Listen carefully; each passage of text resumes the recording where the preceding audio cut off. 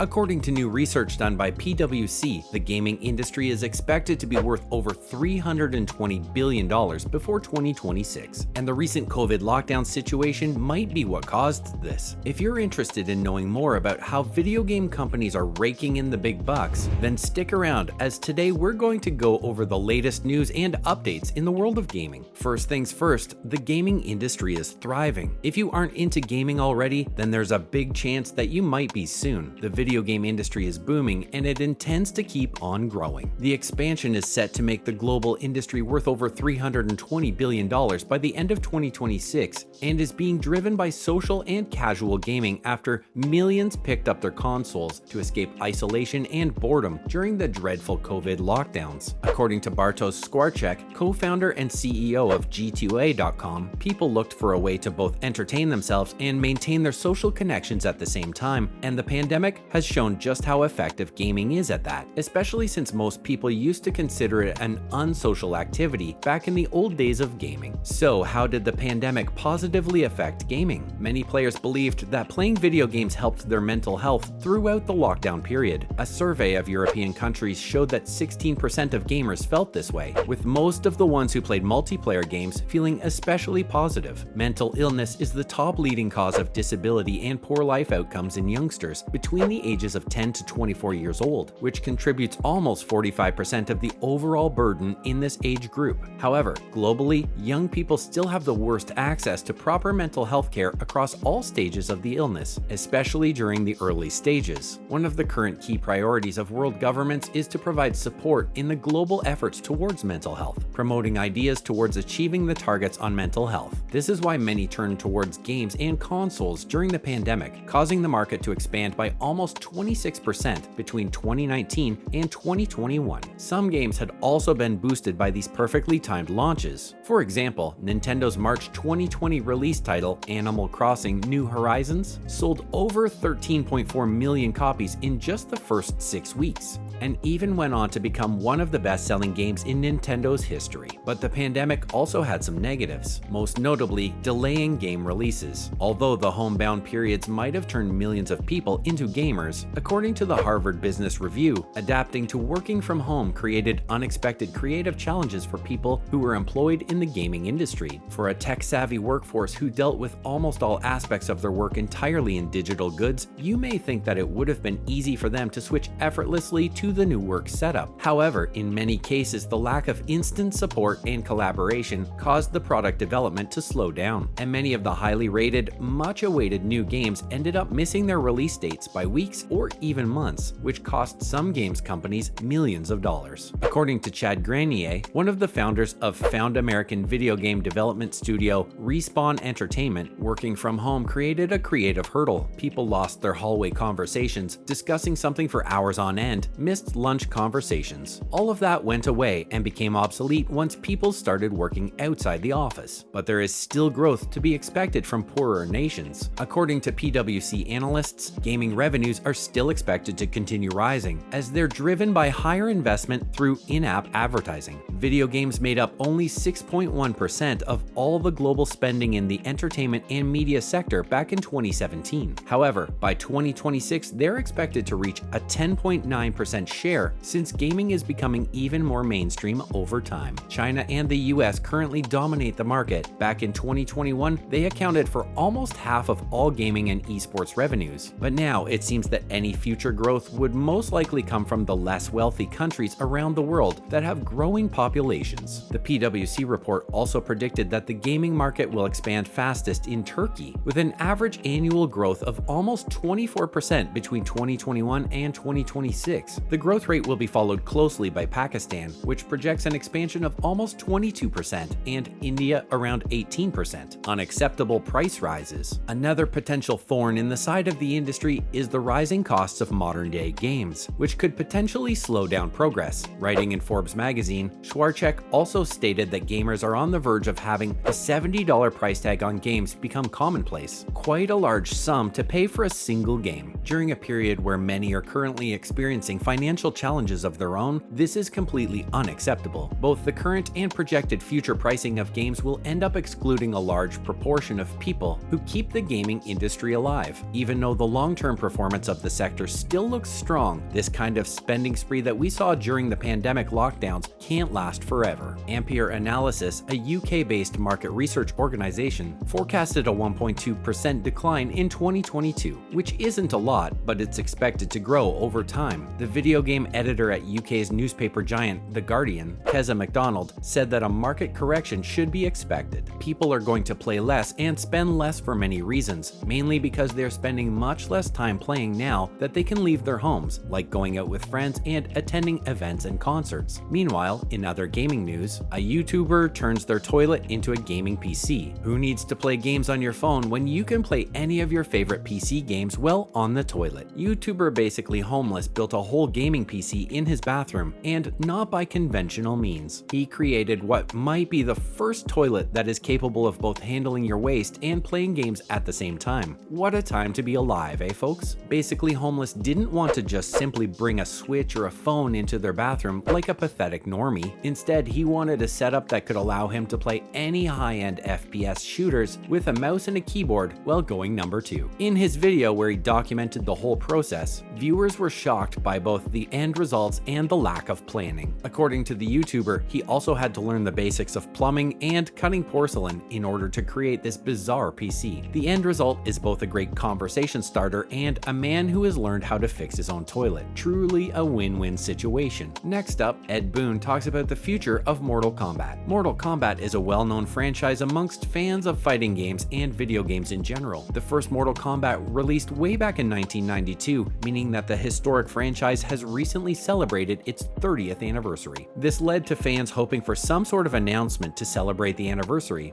maybe even relating to the release of the much anticipated Mortal Kombat 12. Disappointment emerged as after the celebration there was still no such reveal to be found. Now fans are looking forward to another major event, EVO 2022, to see what the future of Mortal Kombat holds. However, it looks like Ed Boon has confirmed that we won't be seeing any new Mortal Kombat reveals at the event. He replied to a tweet from IGN that said developers were expecting to make announcements at this year's EVO by stating that there were no reveals planned. This probably means that there will be an announcement about it from the studio at some point in the future, but at this point, fans can just speculate on what game it will be about. Finn becomes the most hated Multiverses character. Ever since the game became open to all, Multiverses players were looking to see which of the characters on the game's roster are currently dominating the meta. To put it in simpler terms, they're trying to see which character can beat all the other characters the easiest. Well, the open beta hasn't been out for long, it didn't stop fans from discovering which fighters were overpowered and which characters needed a buff. At the beginning, Adventure Time's Finn didn't seem that strong. Maybe this was because fans were too busy dealing with Taz's annoying tornado spinning attack in the alpha and closed beta. However, now that most of the obviously overpowered moves have been nerfed, Finn has risen to the top of fan base's most hated characters list. Players have labeled the hero as simply broken because of his easily spammable moveset and ability to break out of a lot of enemy counters. While many state that these factors should get Finn nerfed, some believe that the character isn't that overpowered, but rather he is capable of easily defeating unskilled players thanks to his ability to punish them quickly for bad moves. However, at the end of the day, it's up to the developers to decide, and if they think Finn is worthy of a nerf, then expect some more changes coming to the Multiverses meta soon. That's a wrap for this video. What are your thoughts on the growth of the gaming industry? Let us know in the comments below. Make sure to give this video a thumbs up and subscribe to our channel for more videos like this. See you in the next one.